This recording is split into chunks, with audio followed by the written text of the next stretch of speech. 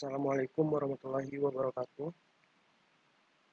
Perkenalkan, nama saya Muhammad Ihsan, jurusan Teknologi Informasi, Prodi D3 Teknik Komputer, kelas 1A, BP 20010810114.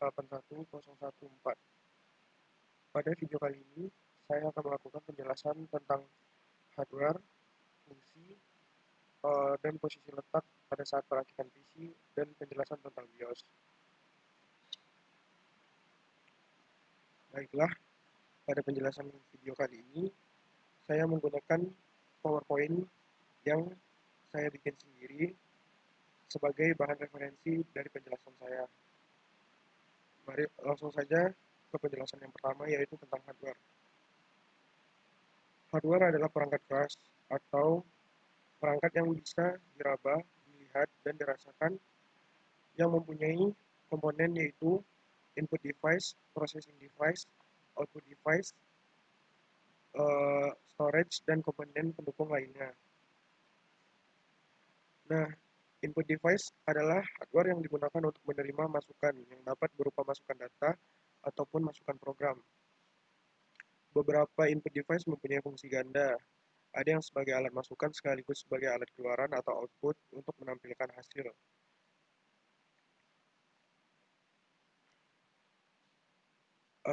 Input device digolongkan ke beberapa golongan. Yang pertama yaitu keyboard, yang kedua pointing device, yang ketiga scanner, yang keempat sensor, yang kelima voice recognizer. Nah, yang pertama input device yaitu keyboard. Keyboard merupakan sebuah papan yang terdiri dari tombol-tombol untuk mengetikkan kalimat dan simbol-simbol khusus lainnya pada komputer. Keyboard dalam bahasa Indonesia artinya papan tombol jari atau papan tombol yang digunakan sebagai tempat pengetikan.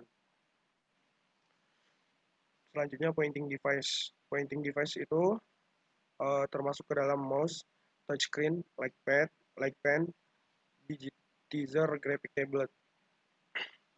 Touchscreen adalah layar monitor yang akan mengaktifkan program bila layarnya disentuh dengan tangan. Like pen menyentuh layar monitor dengan pena. Sedangkan digitizer graphic tablet digunakan untuk membuat grafik atau gambar dengan cara menggabungkan dua buah titik di grafik tablet dengan alat yang menyerupai pena. Selanjutnya yaitu scanner. Scanner merupakan alat perubah slide, foto hitam putih maupun warna, teks, formulir, juga gambar desain bangunan menjadi data digital agar dapat diolah lebih lanjut pada komputer. Selanjutnya processing device. Processing device adalah alat di mana instruksi-instruksi program dieksekusi untuk memproses data yang dimasukkan lewat alat masukan yang hasilnya nanti akan ditampilkan di alat output. Alat processing device yang pertama yaitu CPU atau Central Processing Unit. CPU merupakan tempat pemrosesan instruksi-instruksi pemrograman. Nah, CPU ini bisa disebut juga sebagai otak dari komputer yang mengendalikan seluruh kerja komputer. CPU terdiri dari 3 bagian utama. Yang pertama, unit kendali atau control unit. Yang kedua, unit aritmetika dan logika. Yang ketiga, unit penyimpanan berukuran kecil. Yang kedua yaitu memori utama. Memori utama terdiri dari dua, yaitu RAM, Random Access Memory. Yang kedua, Read-Only Memory. RAM digunakan untuk menyimpan program dan data yang akan diproses oleh CPU. ROM atau read-only memori ini hanya dapat dibaca saja dan tidak dapat diisi. Selanjutnya output device. Output device adalah alat yang menghasilkan data atau informasi yang telah dikelola menjadi sebuah gambar ataupun kata, angka, dan simbol-simbol khusus atau bisa menjadi suara. Output device berbentuk hard copy device dan soft copy device. Nah, hardware berikutnya yaitu monitor. Monitor adalah layar pada komputer yang menampilkan program yang sedang berjalan pada bagian komputer. Selanjutnya yaitu speaker. Speaker adalah hardware yang berfungsi mengubah data menjadi suara, sehingga data yang dibentuk oleh komputer mengeluarkan suara yang dapat didengar oleh pengguna komputer. Floppy disk adalah sebuah perangkat penyimpanan data yang terdiri dari sebuah medium penyimpanan magnetis bulat yang tipis dan lentur, dan dilapisi lapisan plastik berbentuk persegi atau persegi panjang. Hard disk adalah media yang digunakan untuk menyimpan file, sistem, dan data dalam komputer. Kemudian CD adalah sebuah piringan optikal yang digunakan untuk menyimpan data secara digital. Kemudian DVD adalah digital versatile disk, sejenis cakram optik yang dapat digunakan untuk menyimpan data. Kemudian magnetic tape merupakan media penyimpanan data yang biasanya digunakan untuk komputer jenis mini ataupun mainframe. Selanjutnya komponen pendukung. Komponen pendukung termasuk ke dalam motherboard, power supply, VGA card dan sound card, kemudian cache. Motherboard merupakan komponen terpenting dalam PC karena sebagai komponen circuit board utama yang menghubungkan banyak komponen lain. Selanjutnya VGA, Video Graphic Adapter. Kartu VGA berguna untuk menerjemahkan output komputer ke monitor. Tujuan pemakaian untuk graphics atau game. Selanjutnya sound card. Perangkat ini berguna untuk mengeluarkan suara. Perangkat ini kurang lengkap jika tidak ada speaker. Jadi jika menggunakan perangkat ini, kita harus mempunyai speaker yang telah tersambung dengan komputer. Selanjutnya power supply. Power supply adalah device yang berguna untuk menghidupkan komputer. Jika tidak ada power supply, maka komputer tidak dapat bekerja atau tidak dapat hidup. Selanjutnya cache. Cache ini adalah alat yang berguna sebagai pelindung bagian komputer yang telah tersusun di dalamnya, sehingga bagian di dalam komputer, bagian-bagian part komputer tersebut tidak berserakan dan tersusun dengan rapi. Baik, selesai sudah penjelasan tentang hardware. Selanjutnya saya akan menjelaskan peletakan bagian-bagian perakitan PC. Pada penjelasan kali ini, saya akan menggunakan aplikasi virtual desktop, yang dimana itu adalah aplikasi simulator dalam perakitan PC. Nah, pada gambaran aplikasi yang ditampilkan oleh desktop saya, di sini telah tersusun part bagian PC. Nah, pada bagian paling belakang, bagian atas, itu terdapat power supply yang berfungsi, yang telah dijelaskan fungsinya. Kemudian di bawah power supply terdapat motherboard yang ditempelkan secara horizontal.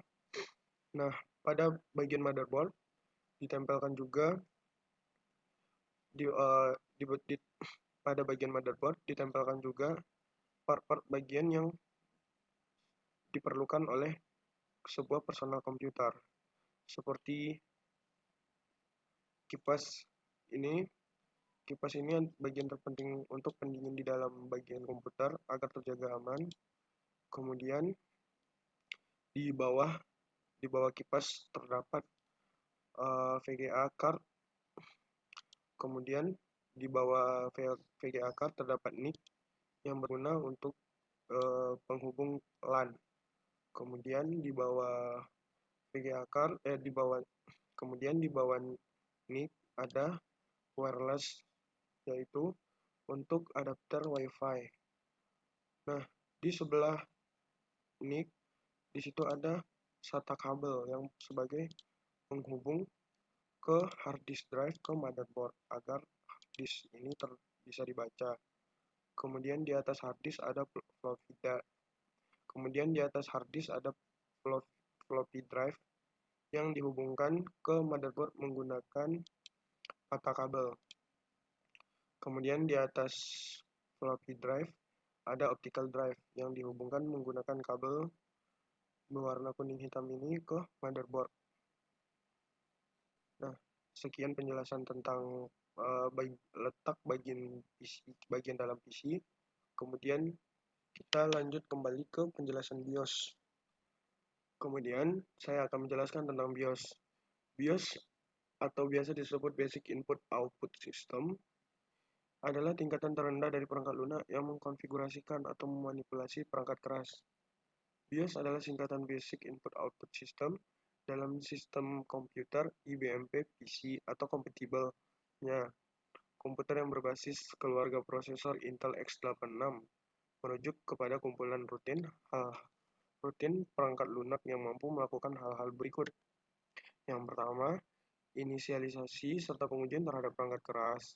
Yang kedua, membuat dan menjalankan sistem operasi. Yang ketiga, mengatur beberapa konfigurasi dasar dalam komputer. Yang keempat, membantu sistem operasi dan aplikasi dalam proses pengaturan perangkat keras dengan menggunakan BIOS Runtime Service. BIOS terdapat beberapa komponen dasar. Yang pertama yaitu program BIOS Setup yang memungkinkan pengguna untuk mengubah konfigurasi komputer sesuai keinginan. Yang kedua, drive untuk perangkat keras dasar seperti video adapter, perangkat input, prosesor, dan beberapa perangkat lainnya untuk sistem operasi dasar 16 bit. Kemudian program bootstrapper utama yang memungkinkan komputer dapat melakukan proses booting ke dalam sistem operasi yang telah terpasang. Basic Input-Output System merupakan firmware. BIOS digunakan untuk mengatur komponen PC secara software atau dengan kata lain disebut dengan istilah jumperless. Komponen PC yang dapat disetting melalui BIOS hanya tertentu saja dan merupakan komponen pokok dalam sebuah PC dan komponen yang terintegrasi dengan mainboard atau onboard. Baiklah, sekian penjelasan dari saya tentang hardware dan BIOS. Apabila ada kesalahan, mohon dimaafkan. Wabillahi taufiq wal hidayah. Assalamualaikum warahmatullahi wabarakatuh.